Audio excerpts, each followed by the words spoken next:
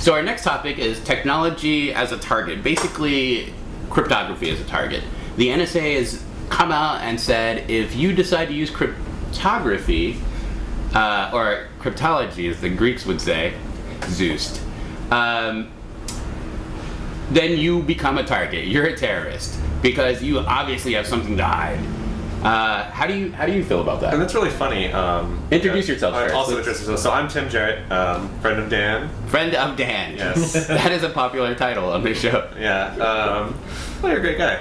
And so it's really interesting because it says, first of all, the NSA can look at all of the communication that's going inside and outside the U.S. and say immediately, this is encrypted or this is not. In which case, it's not encrypted. They can just read it. Clear text is always going to be a target for people reading your stuff. But if you encrypt it, they're going to store it for, 10, 20, 50 years. Well, they haven't put a date on that yet. Well, legally right now, who knows what they can do. But they can store it they're going to store it for as long as they have, the time and money, right? So introduce yourself as well. Justin Kruger, JavaScript programmer. Nice. Nice. Yeah. So you know a lot about cryptology, as they say, right? Everyone knows that doing encryption in the browser is always a big issue. So we should talk about that sometime. But yeah, so they're going to store this data for decades, basically, until it becomes trivial to break it because computers are faster. Well, or typically the majority of encryption being used today as what standard do we know what we use across browser SSL? I say most people are using RSA 2048. Okay, so if we... So some sort of asymmetric encryption. Yeah, exactly. So if we do that, if we have this encryption, what is the estimated computational time required in order to break that? Well, that's a tough question, right? It's based on the available technology in the consumer market. Right. A lot of these consumer applications have the ability to do this over a long period of time. Right. But in the future, as technology gets better, or as you write better systems that are able to do this in parallel, right? Then it might center. Yes. Then it becomes easier and easier to break. Well, or there's potentially backdoors. Right. So that's a much better way of doing it. So backdoors are what the government has required. I think cryptological standards. Is that a phrase? Well, so for instance, MD5 hashes, right? MD5 hashes were cryptology, cryptography. Cryptography. Cryptology is the Greek. No one says cryptology. Yeah, it's cryptography. There was a weakness in MD5 which allowed you to impersonate MD5 hashes, which were important for SSL certificates. And we eventually moved away to the SHA-1. And what basically happened is it allowed you to create a new hash as if it had originated from a previous one. Was it with an issue with collisions and key space or something? Yeah, sometimes there are math errors that cause these problems, and it allows you to kind of take advantage of it. But as this gets more and more complicated, the other question is there technologies available that could, per se, read this that doesn't use a Turing sort of approach? Well, you were talking about getting physical access or remote access to servers and stealing their private keys, right? Well, no, the backdoors that I was talking about are actually backdoors built into the technology itself. Okay, so that's where saying there's issues, a master key that the government holds that can decrypt anything at any point in time. Look at Sneakers, right? That movie. Where that's some New World Order conspiracy little shit. There's no master key for They were talking about that in the early 90s. How do you know that there is not? I would say it's more likely than not. Because there are dozens of people who are mathematicians smarter than me who have spent their lives and careers studying these. But the question is, how easy to coerce them to talk or not talk? Are you talking about rubber hose cryptography? Because rubber hose is always going to be an issue. If you have a private key and I beat you with a fucking rubber hose for 10 minutes until you break, rubber hose. That's a real thing. Look it up. So that's always going to be an issue where people are a weak link. Yeah. Or where you store your. That's actually how I get my Bitcoin. I have rubber hose Bitcoin. Oh, that's a fucking awesome. Yeah. When are you going to open source that? It's open source already. Yeah, it's on GitHub. I'll share it with you later. But for example, but how do you feel about the government taking away our right to?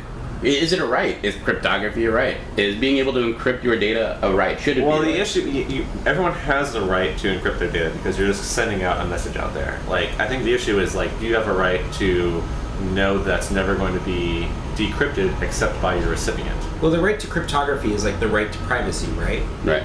And a lot of people use this argument of nothing to hide, but that's a total fallacy. well, but it sounds emotionally good when you first think about it, right? Like, I have nothing to hide.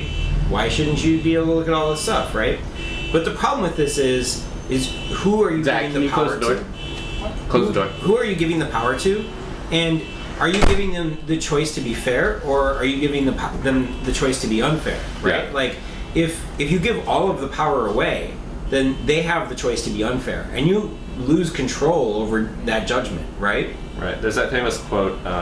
Was it Benjamin Franklin, or someone else who said, like, if someone will give up their privacy in exchange for Security or yeah. something else, like they did never like They deserve have the right- neither. Yeah, they deserve neither.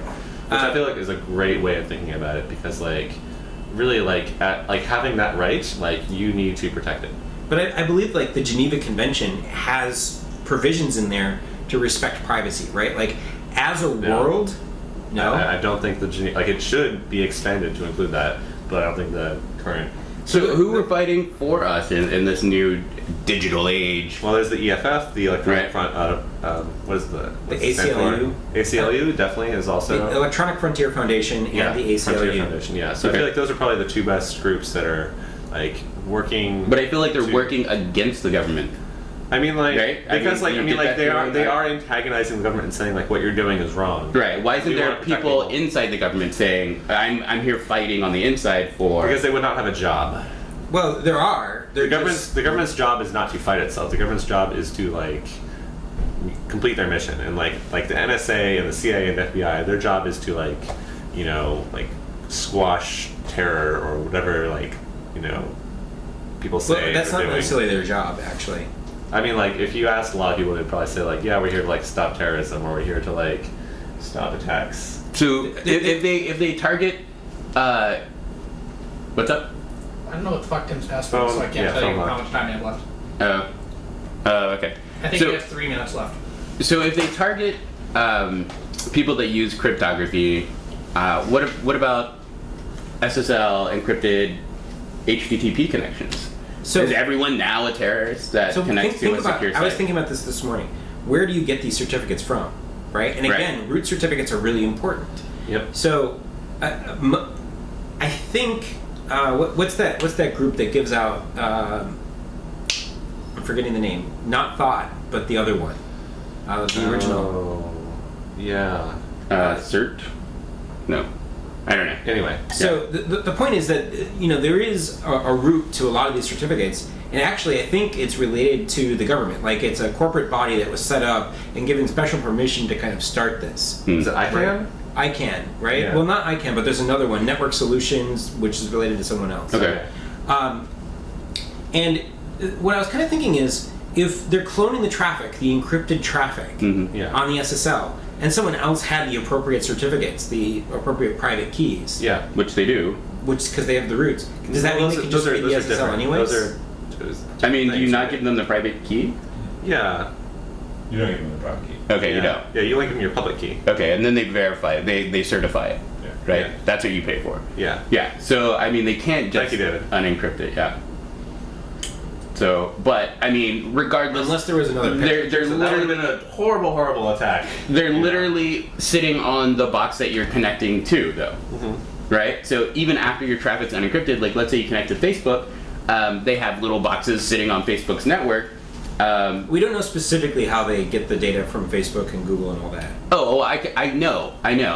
You've seen it? You've seen the seen it? boxes? Well, so what they did with the ISPs back in the seen day, I seen it. They would go around and ask to install these little black boxes that would essentially like shadow the network. Yeah, there were Right. reports from AT&T and Verizon from 10 Right. years ago. And even if they weren't on Facebook's network, which they probably are because people love to play nice with the government, But they're upstream at least. they are upstream.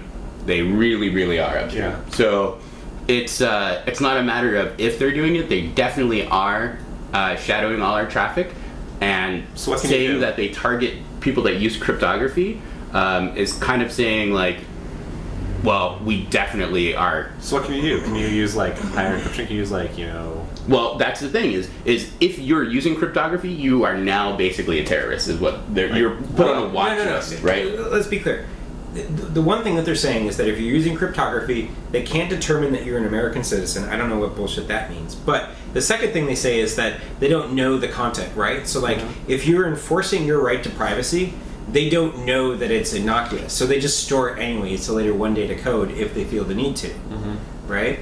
Like, And that's my one big problem with storing data is while it may be innocuous now, our government regime may change in the future, and what we're doing now, collecting together and talking about our government, may be illegal. so, but if you look at like the Boston bombers, right? Right. From the way that all went down, like it seemed like it happened incredibly fast. Like they were able to zero in on these guys really fast. Right. And I think actually a lot of what they were doing with Prism allowed them to kind of do this, right? Yeah. So the way the government sees this is here's these criminals that are doing these things that are horrible travesties on our nation and our country. And then they're able to use this technology to solve those problems. But then on the flip side, you have the right to privacy and the American citizens trying to kind of do what they're doing. And it's like, well, where do you draw the line? Do we as a society draw the acceptance and say we're willing to live with a little bit of tolerance to kind of get this sort of privacy to do these other things? Or do we give this up because, you know, we want these big effects on the actual threats that we have? That's not a decision like people can make like for everyone. Like that's an individual decision. Right. So wrapping up, you know, we're conflicted. I think. I mean, are you for using cryptography? Yes, absolutely. Absolutely. Okay. Yeah, all the time. Do you have anything to hide? I have. Everyone has shit to hide. Like, Right. Everyone is like always committing crimes and not even thinking about it. So I feel like the government's calling its citizens just terrorists now if we don't comply, which I think is terrible.